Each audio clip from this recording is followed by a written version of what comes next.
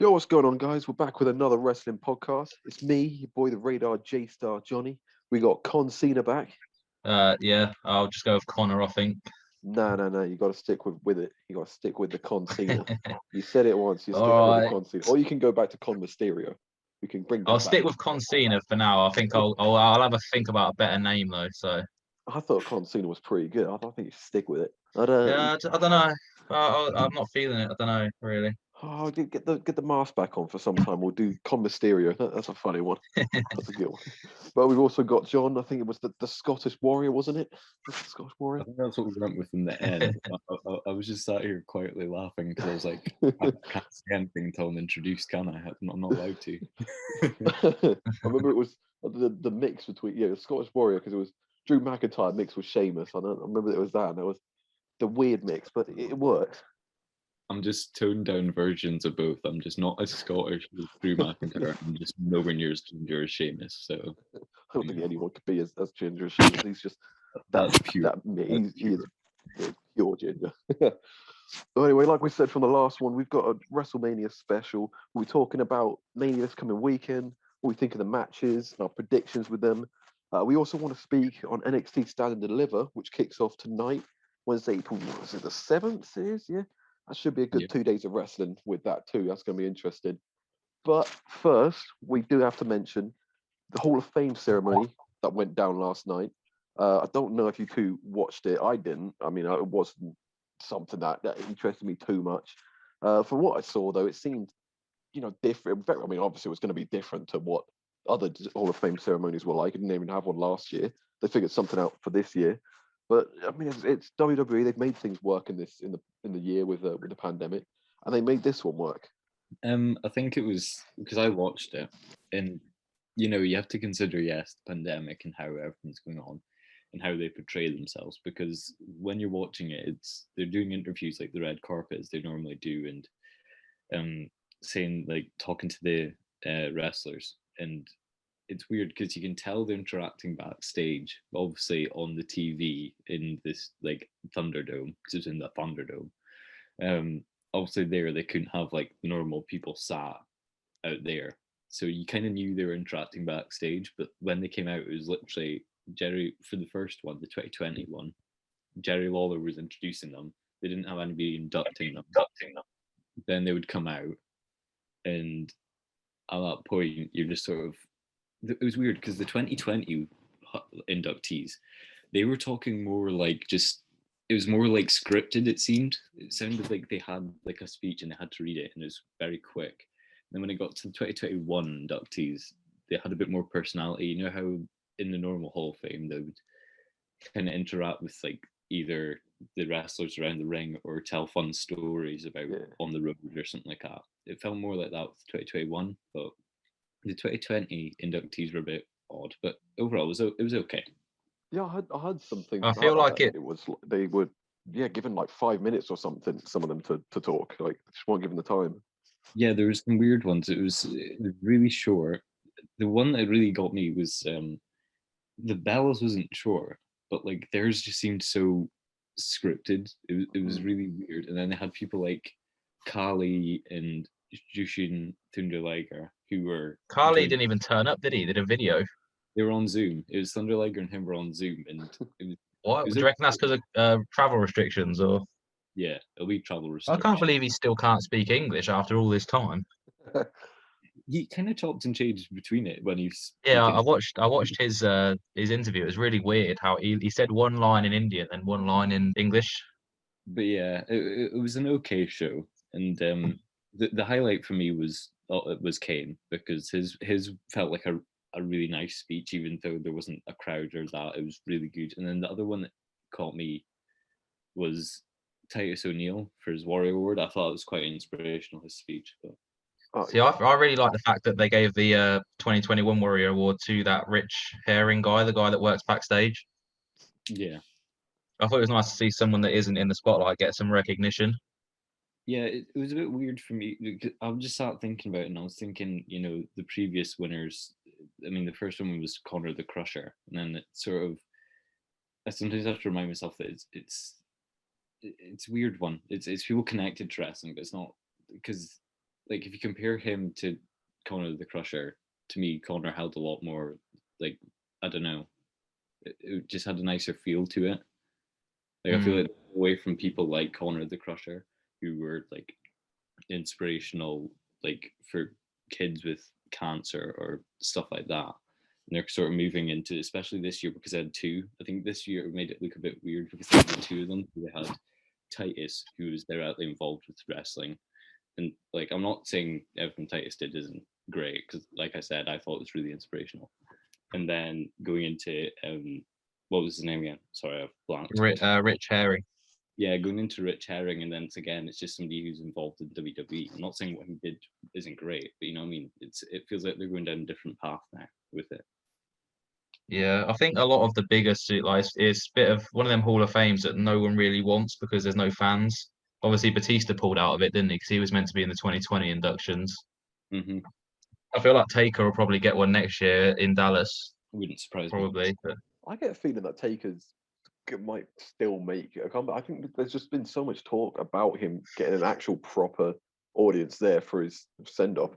I feel like it could be a case of maybe taking this year off to really like get to a point where if he needs even more surgeries or anything that he needs being done, and then training some more, just so he can come back next year where there's an actual proper crowd, be huge. Then I'm not 100% for it because I'm in the camp of he had a great match with AJ. That Boneyard match was fantastic.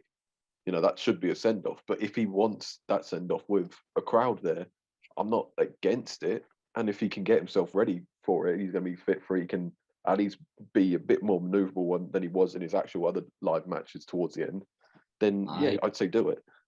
I don't know. I think he should end it as it is, purely because for me, the way it's ended, I know the match was in front of fans, but it was so warmly received. And then for me, after all the like documentary stuff, I'm not saying documentary would be pointless if he came back, but you know what I mean? There's a feeling about that was him finished. And I think to bring him back, I don't know, to me, it would have the feeling of a money grab a little bit. I don't think it would be for that. I think, again, like you say, so Taker could go out in front of fans. But, you know what I mean? It feels like a money grab, and then you always run that risk of the stuff they talked about in the documentary, the fact that the matches didn't live up to what they were supposed to be. If there's another Goldberg match situation, I mean, then it raises that issue again if he's going to want to have another match to make if he comes back and his match is below par, he's going to just spiral back into trying to have another good match, and he could end up hurting himself at the age that he is now. I think it's a safe way out to end it as they have, because I think it's the best way, because it was a great match. It was. I do think they could have had the proper send off where he came out. They could have had that at WrestleMania or something in front of fans. Yeah, I think that should have been done like later on. I'd say it was a decent. It was really weird how they did it. Yeah, I can't really say if I thought it was a decent one or not because it just felt so weird. I mean, the one part that was good was that Paul Bearer bit at the end when it has that hologram of him or whatever it was, and that actually looked really good. But the rest of it was just really. Yeah, they had all these wrestlers come out, and then when he came out, they weren't there. It was really weird. Like, it just seemed pointless bringing them all out. Yeah, especially when Kane came out in full outfit, like he was in full costume. You were thinking, "Oh, what's going to happen?" And all he did was just stand there, and they're like, "Oh, we're going to break. Come back. He's not there." Yeah, it was weird.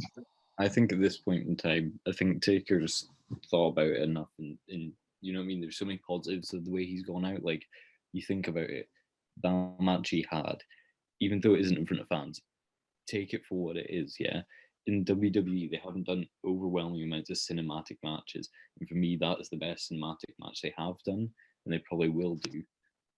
So to go out with what would be seen as the best cinematic match in WWE history, probably, I think that's a fitting way to send off. Yeah, that's true. That's I think he should just stay retired. There's always a chance he'll make a comeback at any point, though. So, I mean, he said it was if Vince is in a tight corner and he's asking for him, then he'd do anything because he said it over his whole career, like he'd do anything for Vince. So if Vince is ever at that point where he's like, "I really need you, Taker," then he'd do it. But I don't think he is gonna like really need him at any point. It will be more of like a would you want to, because fans are back now? And Yeah. as well, it's a difficult one because it's not like it's somebody who, say, John Cena goes away for what? I know John Cena's nowhere near his age, but I'm just saying John Cena goes away for like 7 years and then comes back. It's not as much like when you bring John Cena back, you have to bring him back and he has to have a singles 1-on-1 match. Like if they brought back Taker and they put Taker in the Rumble match and that was it, there was nothing on from that, fans would be up in arms. So with Taker, it's sort of like you either have to bring him back and give him a 1-on-1 match, or there's no middle ground. There's no grey area between those. It's either he stays retired or he comes back for a 1-on-1 match. Yeah. He'd probably just come back for Mania, wouldn't he? Yeah. Yeah, I can't see it being another like little run. I mean, what he did with AJ was good enough, because that was just a couple months build up, kind of ruin AJ's chance at winning that, what was it, whatever it was they had in Saudi, and then just keep on popping up and just being like, I'll end you, and then just that cinematic match. It was a good way to send off. If we were to do anything else, it'd have to be done the same way as that, because he's not going to be able to. I can't lie. Rumble or anything like that. I'd love to see Taker versus The Fiend. That would be good. They've already done Taker versus Wyatt, though, haven't they? Yeah, Yes, it sets the storyline up for it then, doesn't it? Because that's another person that's wronged Bray Wyatt. I know, but I think, in my opinion, Actually, it'd be too much of a, what do you call it, like a, not a horror, but what I mean, a otherworldly sort of weird, not isn't Bray Wyatt dead now? Isn't it just The Fiend? I've no clue. I think they haven't brought back Bray Wyatt, have they? It's literally just The Fiend's come back. There's every chance in a year's time that Bray Wyatt's there in the Funhouse, Playhouse, whatever it's called. I don't think they're going to be able to. The amount of makeup that he has to wear every match at the minute, I don't think they're going to be able to keep that up for that long. Yeah, I was literally just thinking that that's going to be something that they're going to have to figure out. I guess like this WrestleMania, I guess will probably answer a lot of that. Like if it's going to be like Fiend wins, then just suddenly Bray Wyatt pops up like, yeah, I got my revenge. I was never dead.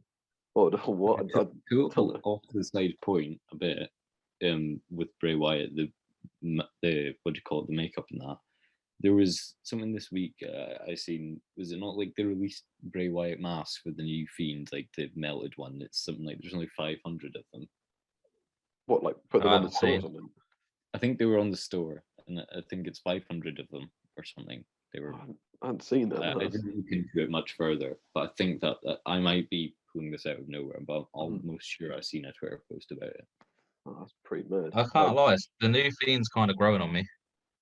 I don't mind it too much. Even that first time seeing it, I know you guys were saying, you didn't like it and everything was going. I was like, it's a bit weird, but I didn't hate it. Like straight away, I didn't find myself hating it.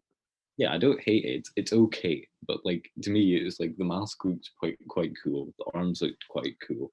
Then the main body just looked like he was either a White Walker or he was just from a military vest. You know what I mean? It did kind of come out of nowhere. Like it didn't make sense with how he was melted, like what he was wearing when he melted. It's okay. It's not the worst thing I've seen. Maybe like missing some fingers now as well. Like that's going to be a thing. I think he's only got like 3 fingers on one of his hands.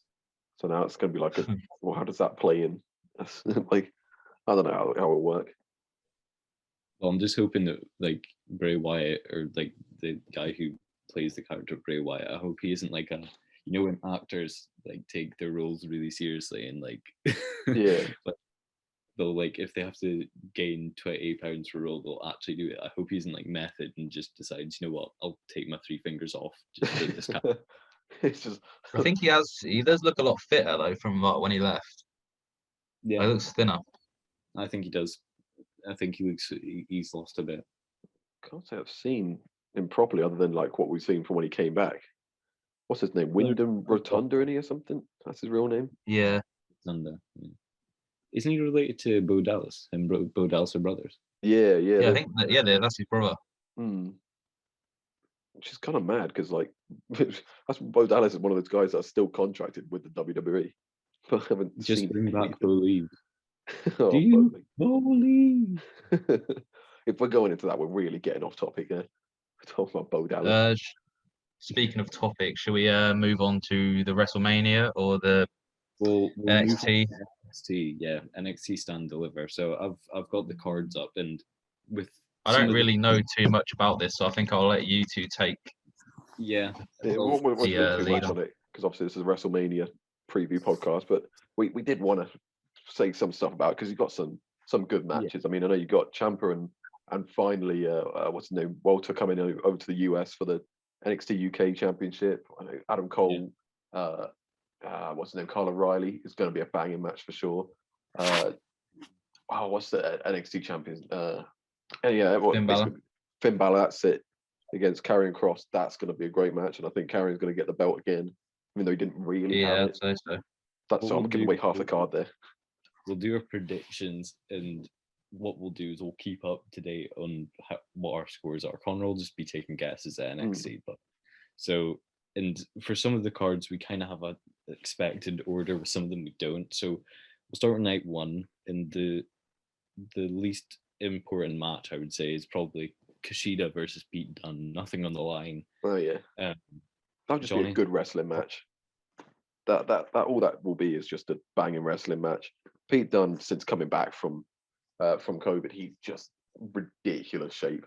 Like his shape, real. Yeah, like he wasn't on TV at all for ages because he came back here to England.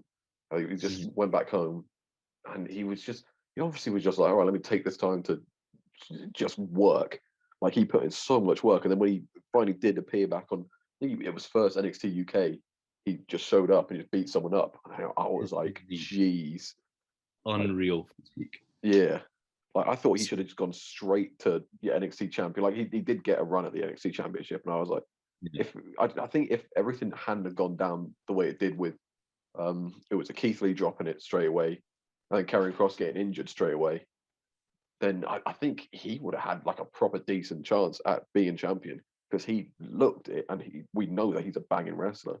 Like he can be champion at some point. He should be champion at some point. So your prediction in terms of that match, apart from it being good, I think it again though. I want it to be Pete. That's one of the things I want it to be. But Kishida as well is a good wrestler, and I think they want to build him up too. I don't think they'll. Either way, I'm going to say Pete Dunne's winning it, but I think it's going to be a finish where neither is really going to lose. Like it's going to be a great match, and they're both going to come out basically on top and still have a lot of momentum going for them, because they both deserve it. Yeah. Right, Connor, I'll ask for you a one-word answer because you don't know much. I'm going to go Pete Dunne because I like him. Nice. Good logic. I would love to go for Pete Dunne, but my thoughts was this was a put-together storyline really quickly, right? They just felt like they needed both of them on the show. And I think it's a difficult one because it goes into later predictions, but I think Kross will get the belt back. And then it's a question of, if Kross gets the belt back, does that put Balor back onto the main roster potentially?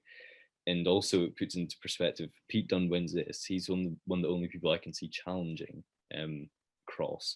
And, and I think Kross won't drop the belt. So I'm going to go Kishida. I'm going to go out there because I feel like they're going to put Kishida over Pete Dunne, and then down the line, let Kishida have a run at Karrion Kross. And maybe the potential, if Kishida wins, to put Pete Dunne to the main roster on the Raw after Mania. Raw after Mania. I'm just saying potential. Him or Balor. Yeah, to be fair, like I think I was literally just looking at now, like how old these guys are. I didn't realize Kishida's 37 because he does not look it. Yeah. But Pete Dunne's 27, and like in terms of WWE right now, he's actually on the younger side. So I can understand why they're not giving him a belt, because for some reason WWE have a thing with putting guys who are a bit older over, like rather than giving any new talents like a proper go. So he's probably still got another year or two before he's actually winning any of the top belts. So going on to the main brand, I could see it still and like doing something, but I think he's just still gonna be hanging about really NXT or wherever just for a bit. But eventually he definitely has the character, the ability, just everything about him to be a good champion and a good top champion. Fully agree. Right. Next match would be the NXT Tag Team Championship triple threat, right? And I'll be honest, this is the one I know least about because I'm not, but it's MSK versus Grizzled Young Veterans versus Legado del Fantasma, right? Again, yeah, I'm not. I like same as you. I don't know too much about it, but I think that MSK they won the what's it called? That what's the tournament called? They do that tournament every year for the tag teams. Dusty Cup. That's it. Yeah, Dusty Cup. They won that, didn't they, this year? I think so. Yeah, I think they seem to be the ones at the moment who people like. Well, the NXT are trying to push. So I can see them picking it up. I think the tag team division is pretty decent in NXT. So I think they're one of the ones that could really highlight it as well. So I could, yeah, again, not without knowing too much about it. I reckon from those three, I don't see what is it, Legado de Fantasma, whatever they're called. I don't see them winning it. So yeah, MSK. I think they'll come out champions. Connor, can you pronounce anything? Yeah, what Johnny said. Okay, right. I think I'll also go MSK purely because I think they're building an MSK up. I think they've made them seem like the up and coming tag team, and I think Grizzled Young Veterans, I just don't see it. The two, I think it's MSK or Legado del Fantasma, because with Legado del Fantasma, I feel like there's a potential there for them to give them the belts. And kind of, when they had Undisputed Era as the top of the brand, they've actually made the Cruiserweight Championship mean something again. So having the Cruiserweight Championship and the Tag Team Championships, because obviously the Cruiserweight Champion being Escobar. So Escobar and Legado del Fantasma covered in gold is potential. But I will also say MFK. Well, you're saying that about Stu being the Cruiserweight Champion. I'm guessing that's that is on the card, and I don't know if that's what's coming up next, if that's night 2, but that's disputed, isn't it? That's night 2, okay. Because that's a disputed one. We'll get onto that when we're talking about that. But that's what all that fight is, like who actually is the champion. Yeah, right. And it's a fight between them because there's. I will be honest, I don't know what it was, but I think obviously Jordan Devlin must have had the belt and then had to not represent because he had to go back to the UK and obviously travel plans, etc. I think that's a guess. Yeah, I think that's what it was. It was that, and then they held a tournament for who will be champion then, because he's as if like same with the Intercontinental last year, Sami Zayn. It's basically just that again.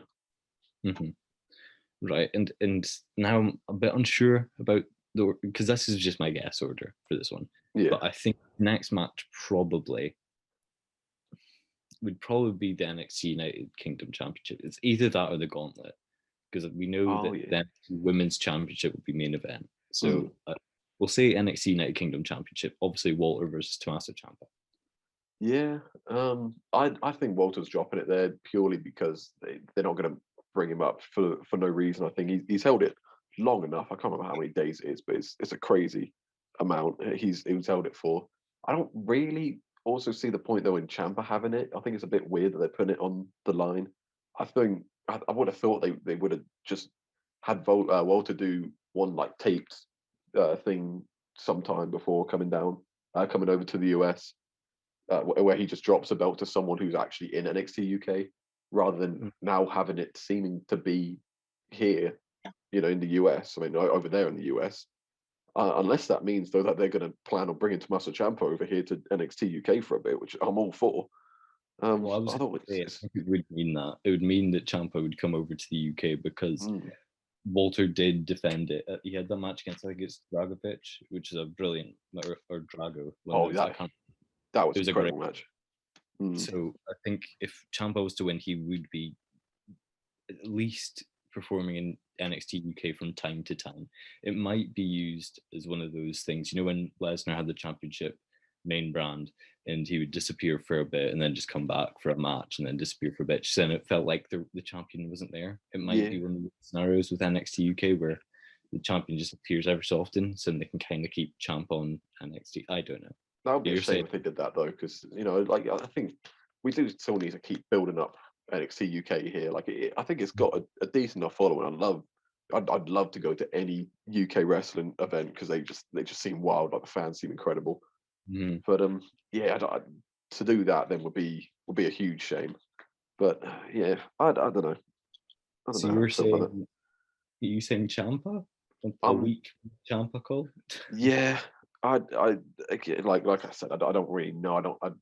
I don't think it seems pointless really that having the belt on the line. But yeah, I'm going to go Ciampa just because I think they're just going to put like a rocket to Volta right now and just give him everything. I think he'll go straight to United North American Championship.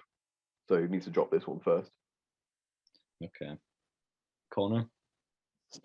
Yeah, I think Champa as well, purely because of basically what Johnny just said again. Fair. Fair enough.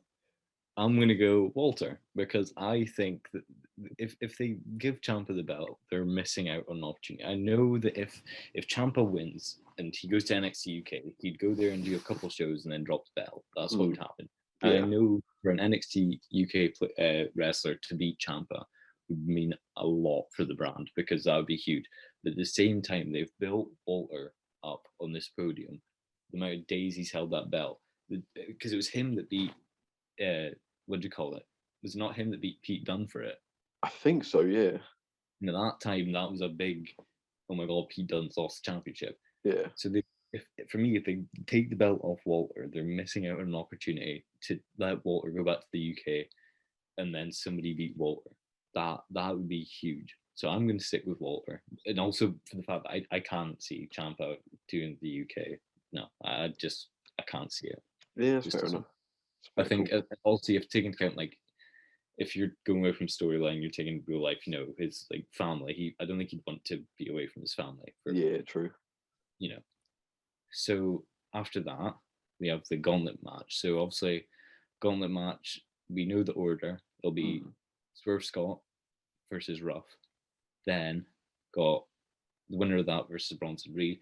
Well, the order they'll come out. So Swerve Scott versus Leon Ruff, then Bronson Reed will come out next, then Grimes, then Loomis, and then LA Knight.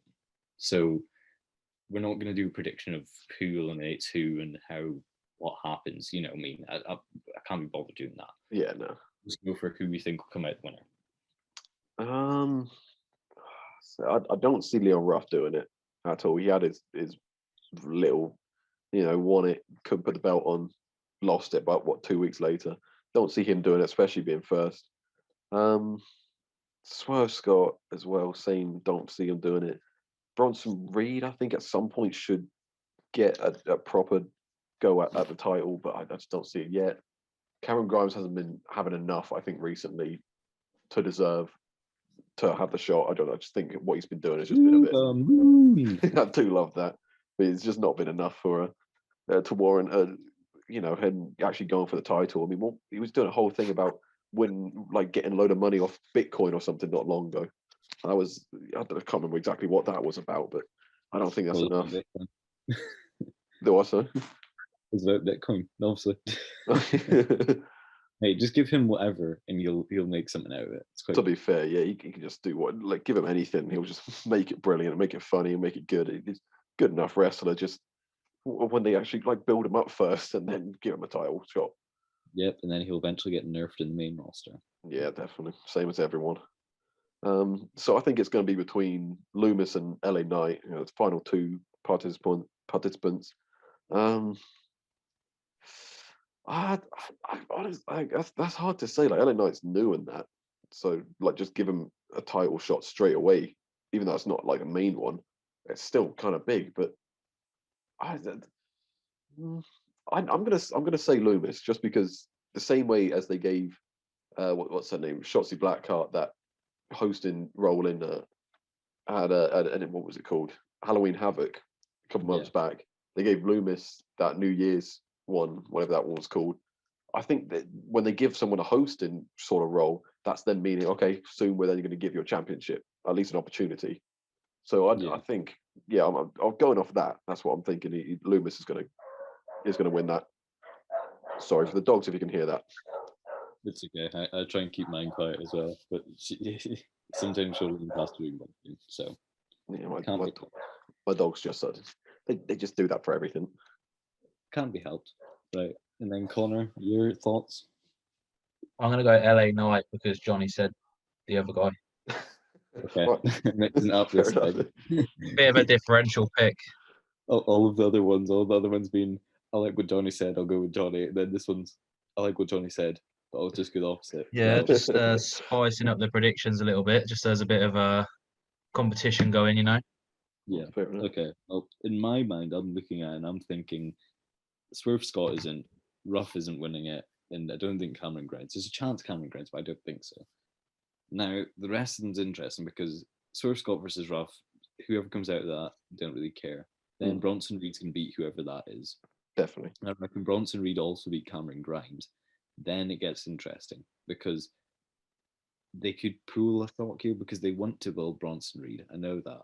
Yeah. And they could let him beat Loomis. And obviously they built up, there's a bit of a feud between LA Knight and Bronson Reed. I don't know if you guys know that, but there's been, I don't really know the full extent of it, but I know that Bronson Reed went into the locker room and touched his stuff or like he ripped LA Knight's jacket or something. I don't know. Oh yeah. Oh, I completely forgot about that. Yeah, he like comes out with his jacket whilst LA Knight's fighting it, doesn't he? And he just like rips it. I forgot about that. So I'm torn because in my mind I'm thinking, can I envisage Bronson Reed? He will crush Ruffer or Scott. I think there's a chance he maybe does that to Grimes or dispatches him quickly. Does he have enough to beat Dexter Loomis? I don't know. I think they've last week on NXT when they had their qualifying, I think they built Loomis as this presence when he just stood in the ring and he just took out people when he decided to. I think they're building that to put Bronson Reed over. So I think it's LA Knight or Bronson Reed. Either they're gonna, I mean, because Loomis is the obvious pick, in my opinion. I think he's the one that most likely he's been there about the longest time. You know what I mean? I think he deserves it. I think it'd be weird though. So it's difficult. They could turn LA Knight heel and do something to Bronson Reed, like after the bell. But I'm gonna go an outside pick, and I'm going to say Bronson Reed just because I think he also had something with Johnny Gargano a bit ago. So for him to face Johnny Gargano in night 2 would maybe make sense. Yeah, he's been around a little while, hasn't he? Like he's been around NXT and around that North American title for a while, and I think he's always been one of those ones that you're like, okay, he's a genuine threat for it. So I'd like you said, he's definitely beaten either Ruff or Scott, whoever wins that should beat Grimes, and then Loomis. Yeah, it will depend on that. I think I've completely forgot that he had that little thing with LA Knight there. But if he's beaten LA Knight, if he's beaten Loomis, then I think he could win it. But I'm still back my boy. Still back my boy Loomis. I like him as a character. I like Dexter Loomis. I think one of us three is getting a point there because I don't see it being any of the three. Yeah. Have we gone for 3 different picks there then? Yeah, we've all gone through, but it's all 3 that I think could win it. So makes it interesting. It'll be an interesting anyway. It's a really interesting match. I think there's potential, like it could go a number of ways, which is always something I enjoy. Yeah, definitely. The night 1 main event, NXT Women's Championship, Io Shirai versus Raquel Gonzalez. I know who I'm quite easily. Oh, so I don't know about this. I like Io Shirai. Like she's been a good enough champion. The thing is, like anytime you get, for me, anytime you have an NXT champion drop the belt, it's then being like, all right, you're then now going to go up to the main brand because there's not really much else you can do. And I don't think there's just space for her yet to go up into the main brand. I just don't think there's anything in the women's division where it's like, okay, you should go up there. So I could see her retaining, but at the same time, Raquel looks decent. Like she does look like she could be a good champion. So I don't really know. I don't know. Like, what do you think? Is you're confident on it? Should we let Connor help you out? Yeah, Connor, what you said. I'm going Io Shirai because she seems to win every single title match, so I'm just going to go follow the trend. Fair enough. Like she's had some good matches on NXT, but she just wins all of them. So I mean, when she won it at that in your house last year against Charlotte and Rhea, that was that was a good win. She's had it long enough now since then. So it's been a good reign, but it's just I don't see what happens for her if she loses. So I don't know what to say. I don't know for definite. I'll say what I think, and then maybe it'll help you clear yours up. But I think it's Io Shirai that's going to win, because there was a thought came into my mind whilst you were talking that maybe Raquel wins, because they've kind of been teasing a little bit of a feud between her and what's her name? Who's her tag team partner again? Oh, Dakota Kai. Dakota Kai. They've been teasing a little bit of a, right. Oh yeah, there's definitely gonna be a breakout with that. Yeah. There was the thought there of maybe if Raquel wins, then maybe Dakota Kai would be her first defense because she'd get jealous and cost the matches. But then the thought in my head going into this was, Io is that good, Io will win. But also there's a chance that Dakota Kai cost Raquel the match to set up a one-on-one women's match. So then they can have more women representation in the NXT cards, because then Raquel versus Dakota Kai would be a feud for a pay-per-view. Yeah. They'd also have Io Shirai versus somebody. So I'm going to go Io Shirai, but it could easily be Raquel Gonzalez and then set up a Dakota Kai feud. Yeah, I was leaning towards Shirai already. You saying that definitely as well. Dakota Kai interference, I could see happen like a distraction, because WWE love their distractions this year. They do. Yeah, I'll go with Shirai, and then I feel like it will be soon though that she drops it. Like maybe not the very next one either, but they already had Toni Storm have one, shot at her. But I feel like that wasn't at a pay-per-view though, I don't think. So I think Toni Storm should be the next champion. I think she will be. And so I don't see I can see Raquel win it, but I don't think she will. I'm gonna say Io Shirai as well.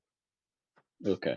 So I think that's the second one we've all agreed on. I think we all agreed on that one. We all agreed on MSK. Yeah. There's also a match I will throw in there, because it's been thrown about that might be there, might not be. It might be a pre-show thing, but I think it was it not Toni Storm versus who's the new woman that they brought in? Oh yeah, look at it now, Zoe Stark. Zoe Stark. I think that's a rumored match, and I think I don't want to spend too much time on that because I don't know if that is a match, isn't match, if it's pre-show, if it's not pre-show. Yeah, Zoe Stark, I think, because they're building her up. Yeah, if that, I have no idea who this Zoe Stark is. Never heard of her. I think she's probably one of those ones that they just acquired in that huge acquisition they made of like loads of different wrestlers not long ago. But yeah, Toni Storm, they're building her up right now. She's looking good since coming back. We don't have to spend much time on that. I think we're all going to be saying Toni Storm. Well, I like Toni Storm. I was saying I think it'll be the other girl, because they put her on TV really straight away, and they've put her in a good few matches and against top tier stuff, like top tier talent. So I think she might win that, but I'm not counting that in our predictions because we don't even know if that's a match. Yeah. So right, we'll go into night 2 then. And we'll start with, I think they might, I have no idea what order this would go in. It might be the Women's Tag Team Championship, it might be the ladder match. I'll go with the ladder match for the NXT Cruiserweight Championship. Santos Escobar versus Jordan Devlin. Yeah, I reckon that would kick it off. And I've said multiple times, I don't care for 205 Live at all. They're making this like important and like fair enough. Like it seems like this belt will now be defended more on NXT just because of how they're doing it. But I think that's also because from what I've seen, the Santos Escobar seems like he's a pretty good character, and he's the one, like you're saying, he's with what they call Legado del Fantasma, right? Like they're like a trio. Yeah, so, and he had a match recently against Karrion Kross, obviously, and Kross won it, but he had a match against Karrion Kross and relatively held his own. Oh, okay. Yeah, I could see him winning it. Then I could see him winning that. I don't know too much about either of them, especially Jordan Devlin. I haven't seen anything of him. Ladder matches though, like you can rarely go wrong with them, especially like NXT. I liked how they had just Shawn Michaels come down to the ring though the other day and just kind of slide it in there, be like, "This is how you're sorting it out." Like I like that setup for it. But yeah, not too much I have to say to it. I think Santos is coming out with the win. Okay, Connor. I'm gonna go for Devlin just to be different again. I mean, he's a local boy. I will say I think it could go either way. I love the Santos Escobar character. I really do. I think he's brilliant. I think he could be the next Del Rio sort of character. He has that essence about him, and I think please don't ruin him when he goes to main roster eventually, because he's that good. But I think they might. I don't know. This is one of the closer ones on the card, because Jordan Devlin, I think it'd be a bit pointless for him to come across and then just go back to NXT UK. I mean, there's every chance he'll stay on NXT after this, but I'm going to go Jordan Devlin, and in the hopes that I think they'll also have a feud after this. This won't be a one-time match, you know what I mean? I think it'll continue, but I'm going to go Jordan Devlin just because I think in WWE, I think they think he could be a next big thing. Because I remember there was a couple of years ago in NXT UK, I didn't watch it, but it was one of those ones they put on the WWE YouTube, and it was Devlin was portraying a heel at the time, I'm pretty sure, and they somehow Finn Balor came back to the NXT UK and they had a match with Finn Balor and that was just so random, but it was such a good match. So I'm going to say Jordan Devlin, but yeah, it could go either way, but I'll go Devlin. Okay, fair enough. And then after that, we've got NXT Women's Tag Team Championship. We've got Shotzi Blackheart and Ember Moon versus The Way, which is obviously Candice LeRae and Indy Hartwell. Is it Hartwell? I think so. Yeah, Indy Hartwell. The only the only way I could see The Way winning it is if Johnny Gargano ends up keeping his belt, because then it would be like a whole big thing there, you know, of they're all, oh look at us, we're all like champions, and we've also got like this next big upcoming guy with what's his name? I can't remember his name now. The big muscle one. I knew it was Austin something. I was thinking Austin Creed, but that's obviously Xavier Woods. But yeah, I don't really know. Like they actually have a tag team name rather than it's just Ember Moon and Shotzi Blackheart. But they've only just sort of won it. This is another one that I don't know. It could really go to either one. Just for that reason, though, I'm just going to say that the Ember Moon and Shotzi Blackheart retain. Just no real reasoning behind it, and just can't. I really can't say. Really, you can't tell who's going to win it. Okay, Connor. Yeah, I'm gonna go Ember Moon, Shotzi Blackheart, just because I like both of them again. So I'm also going to say champions retain, purely because they've hardly held it for any length of time, and if they lose the belts again, it's going to make the belts feel worthless, because the previous champions, obviously, what you call Raquel Gonzalez and Dakota Kai, held on for it for a grand total of what, like an hour? Yeah. So. yeah, it was that same night, wasn't it? Yeah. If they toss the belts about again, it's just going to make it feel worthless. It's going to feel just as valuable as the 24/7 championship. Yeah, I was about to say that it will literally be on that level. It will just be like anyone can just win it then. Yeah. And then we've got NXT North American Championship match, Gargano versus the winner of the Night 1 Gauntlet Eliminator. So obviously that kind of ties into our predictions from that. So, but realistically, we'll say it's either going to be Loomis, it's going to be Bronson Reed, or it's going to be LA Knight. Yeah. Yeah, it's hard to say without knowing who it is there. I think, yeah, I don't know. I like Gargano, and I don't want to see him doing anything else really, because I like him in this role of what he's doing. But I think they could also really just play him as a role of just pushing Austin Theory at the moment, because that seems to be kind of what they want to do. Like that seems what he's going to be doing. Is like, oh, you know, he's a star boy, he's young, he's this, you know, he's a perfect look for WWE. It's like what Vince loves. Like he's going to be this project, and we're going to have Johnny Gargano, you know, Johnny Wrestling being the one that teaches him how to wrestle and like be the best he can. So I can see them then like putting aside the belt for him, like giving it, like him losing it, so that he can then go full in on that role. So I'm going to say, yeah, whoever wins the gauntlet then comes out as champion. Connor? I'm going to say, yeah, whoever wins the gauntlet again. Not really any reasoning behind it. Just don't know, really. Okay, fair enough. Not very technical, but yeah, that's just what I'm predicting. Like Johnny said, I think it's difficult not knowing who's winning the gauntlet. And I say that because I feel like if it's Bronson Reed or Dexter Lumis, I think they win. If it's LA Knight, I don't see him winning. It could be a scenario that's just popped into my head that LA Knight beats Bronson Reed in a weird way, and then Bronson Reed therefore interferes in the match night 2. Distraction finish again. Yeah, they love him. You know what? For the fun of it, I'll say Gargano retains. Even though I genuinely think the night 1 winner will win, because I think it'll be Bronson Reed or Dexter Lumis. I don't see it being LA Knight. Yeah, I'll say Gargano for the fun of it. Fair enough. You got to have someone on the other side. Yeah, exactly. Make it interesting. Yeah. That's it's difficult with that one. That's why I'm not too upset with going either one, because it could go many ways depending who gets it. And then we've got, well, it's co-main event, isn't it? So we don't actually know if the NXT Championship's main event or unsanctioned match between O'Reilly and Cole's.